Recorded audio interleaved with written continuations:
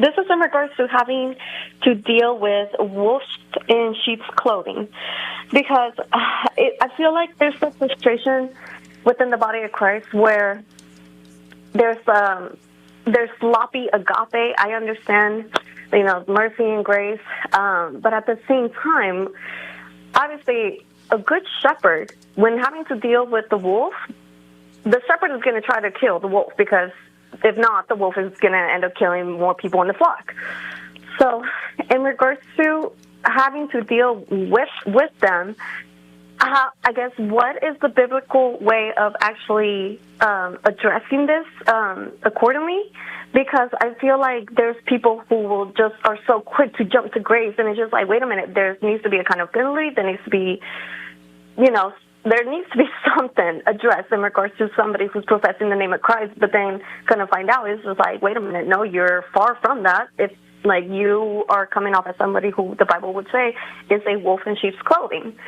So how do you go about addressing that while also trying to maintain, mercy and grace and agape, however, Right. I'm trying to word it the best I can. No, that's a great question. Super great question, Laura.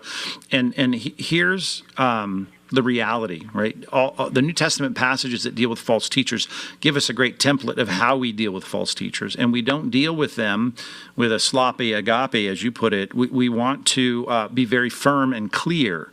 And in 2 Peter 2, for instance, when it says you're going to have false teachers among you, and they're going to secretly step in with their destructive heresies, and then it goes on to describe the judgment that's going to come on false teachers. So I think the key there, like we'd see in Jude, that little short book of Jude about false teachers that have crept in, is that we're going to warn them. And we're going to say, you have impending judgment coming your way. Book of 1 John, same way. There's going to be judgment for false teachers.